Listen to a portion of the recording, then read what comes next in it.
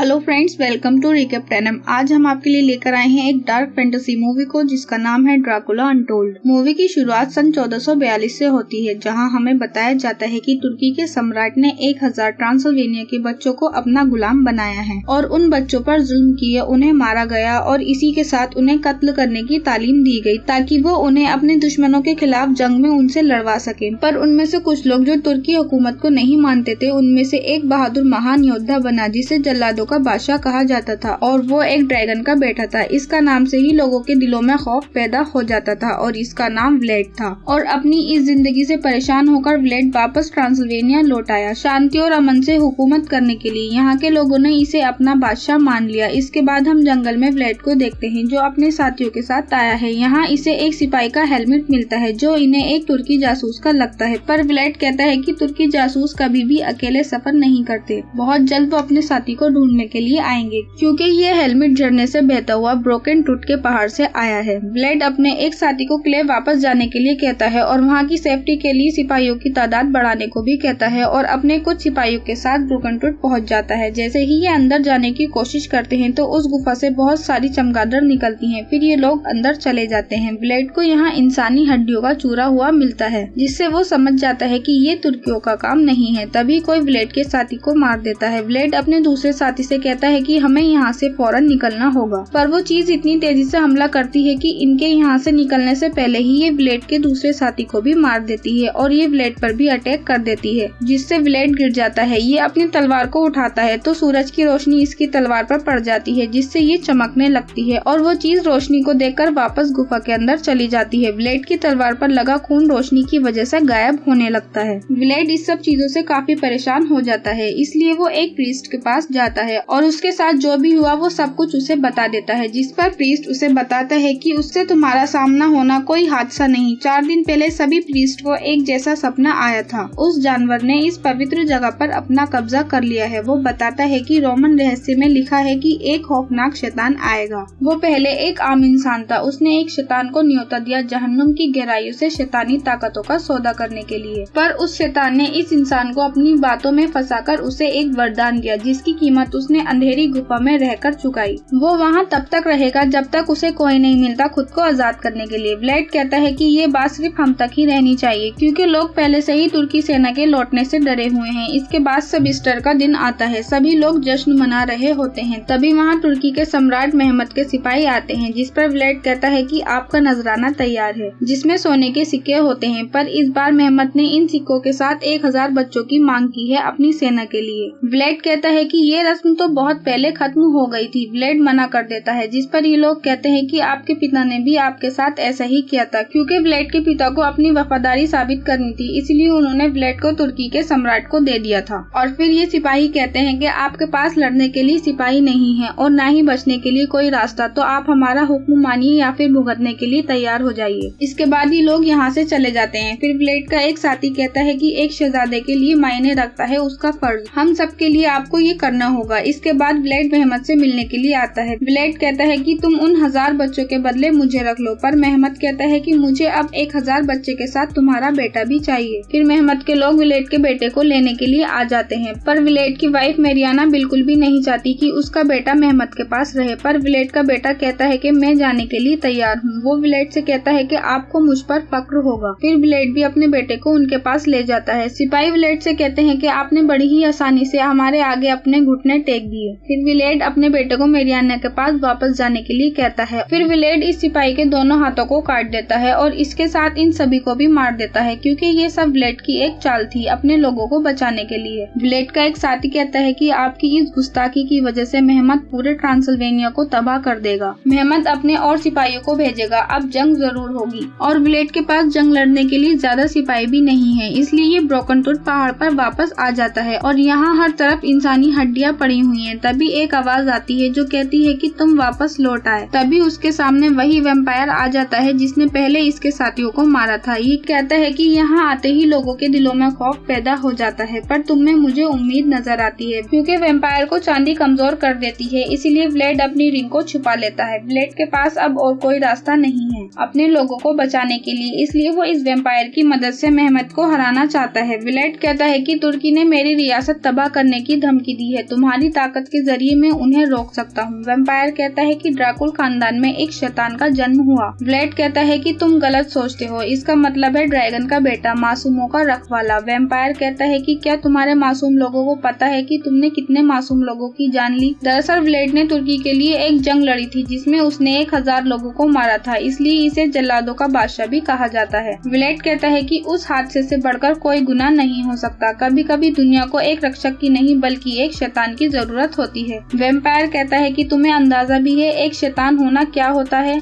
हजारों साल पहले मैं इन दीवारों में कैद हुआ। मुझे उस दरिंदे ने श्राप दिया जिसने मुझे एक वैम्पायर बना दिया। मैं अनंत काल से तुम्हारे जैसे किसी ताकतवर इंसान की तलाश कर रहा था। फिर वो अपने हाथ को काटकर अपना थोड़ा खून निकाल लेता है और व्लेड को पीने के लिए कहता है। अगर व्लेड ने इस वैम्पायर का खून पिया तो 3 दिन के लिए इस वैम्पायर की शक्तियाँ व्लेड में आ जाएंगी, और इसने 3 दिन तक किसी इंसान का खून नहीं पिया तो 3 दिन बाद ही वापस से नॉर्मल हो जाएगा, और अगर इसने 3 दिन के अंदर किसी का खून पिया तो ये हमेशा के लिए एक वैम्पायर बन जाएगा और ये मास्टर वैम्पायर इस गुफा से हमेशा के लिए मुक्त हो जाएगा। पर व्लेड को अपने परिवार के साथ साथ बाकी लोगों को भी मेहमत से बचाना है, इसलिए ना चाहते हुए भी ये इस वैम्पायर का खून पी लेता है। फिर ये बेहोश हो जाता है। फिर इसकी आंख एक डरावने सपने से खुल जाती है। अब व्लेड एक वैम्पायर बन चुका है। ये वापस अपने लोगों के पास आ जाता है, लेकिन यहाँ मेहमत के लोग इनके लोगों पर हमला कर रहे होते हैं। उनसे लड़ने के लिए व्लेड अकेले ही जाता है और काफी तेजी से एक एक सिपाही को मारने लगता है और जल्दी ये सबको मार देता है। तभी व्लेड के साथी आते हैं जो ये सब देखकर काफी हैरान हो जाते हैं। व्लेड कहता है कि इस सब के बारे में मुझसे कुछ मत पूछना। फिर व्लेड सभी लोगों को यहाँ से दूर एक महफूज जगह ले जाता है। व्लेड अपने साथियों से कहता है कि ये जंग मुझे 3 दिन में जीतनी है। इसके बाद मैरियाना व्लेड को देखती है जिसके जख्म भर चुके हैं। फिर ये मैरियाना को सब कुछ बता देता है और जैसे ही सूरज की रोशनी इसकी बॉडी पर पड़ती है तो इसकी स्किन जलने लगती है। ये मैरियाना से कहता है कि मैंने ये सब हमारे लोगों के लिए किया। व्लेड कहता है कि मुझे खुद पर सिर्फ 2 दिन के लिए और कंट्रोल करना होगा, इसके बाद मैं वापस नॉर्मल हो जाऊंगा। ये मैरियाना को बाकी लोगों के साथ गिरजाघर जाने के लिए कहता है क्योंकि ये दिन की रोशनी में बाहर नहीं निकल सकता। पर रास्ते में मेहमत के सिपाही इन पर हमला कर देते हैं। तभी वहाँ व्लेड आ जाता है। ये मैरियाना के साथ अपने बेटे को भी बचा लेता है। इधर मेहमत को भी व्लेड के बारे में पता चल जाता है कि वो एक वैम्पायर बन चुका है। मेहमत अपने सिपाहियों की आंखों पर पट्टी बांध देता है ताकि ये व्लेड से डरे नहीं, और फिर ये सभी लोग जंग के लिए तैयार हो जाते हैं और फिर जंग के लिए आगे बढ़ते हैं।